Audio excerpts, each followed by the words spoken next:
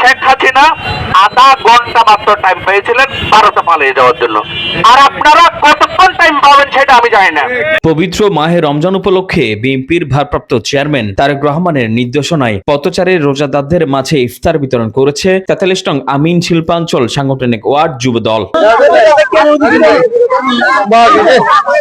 ১৪ March শুক্রবার বিকেলে বাইজিদ থানাধীন আনন্দবাজার এলাকায় ইফতার বিতরণ অনুষ্ঠানে প্রধান অতিথি হিসেবে উপস্থিত ছিলেন চট্টগ্রাম মহানগর যুবদলের সাবেক সাধারণ সম্পাদক মোহাম্মদ শাহেদ। হচ্ছে দেশ নায়ক তারেক রহমানের বার্তা, সেটা হচ্ছে ৫ তারিখের পরবর্তীতে এই অঞ্চলে বিগত দিনে যত না সন্ত্রাস হচ্ছে তার থেকে অধিক কিন্তু সন্ত্রাস কবলিত এলাকায় দেন।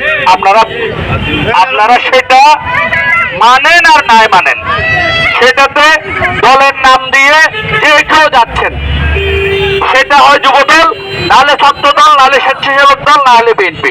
এই অত্র ওয়ার্ডের এই অঞ্চল এটা একটা সন্ত্রাস কবলিত অঞ্চল। আপনারা যেখানে নিয়েছেন আপনারা নিজেরা এখনো বুঝতে পারছেন না কোথায় আছেন। আপনারা বুঝতে পারছেন না এদেশের জনসাধারণ অত্যাচারের বিরুদ্ধে ফুঁসে উঠে শেখ হাসিনা আধা ঘন্টা মাত্র টাইম পেয়েছিলেন ভারতে পালিয়ে যাওয়ার জন্য। আর আপনারা কতক্ষণ টাইম পাবেন সেটা আমি জানি না।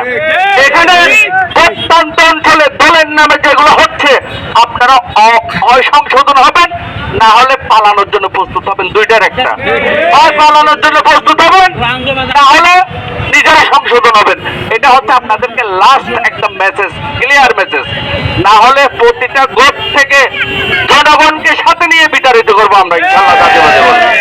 এ সময় আরো উপস্থিত ছিলেন পাঁচলাইশ থানা যুবদলের আহ্বায়ক মোহাম্মদ আলী সাকি, মহানগর যুবদলের সাবেক যুগ্ম সম্পাদক এরশাদ হোসেন, সাবেক প্রচার সম্পাদক জিল্লুর রহমান জুয়েল, সাবেক তথ্য প্রযুক্তি বিষয়ক সম্পাদক জাহাঙ্গীর আলম বাবু, বাইজিদ থানা যুবদলের সাবেক যুগ্ম আহ্বায়ক ওবায়দুর হক, ৪৩ নং আমিন শিল্পাঞ্চল সাংগঠনিক ওয়ার্ড যুবদলের সাবেক সিনিয়র যুগ্ম আহ্বায়ক সাইফুল ইসলাম, ২ নং জালালাবাদ ওয়ার্ডের সাবেক যুগ্ম আহ্বায়ক মঈনুদ্দিন নিক্কি, সুমন, সাইফুল, ফিরোজ, আজিম, গরিবুল্লাহ খোকন সহ সংগঠনের বিভিন্ন নেতৃবৃন্দ।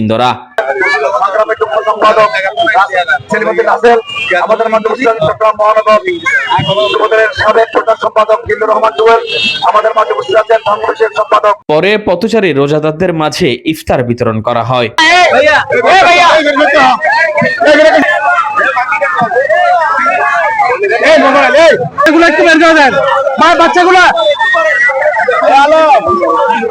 Desk report 24 Chittagong.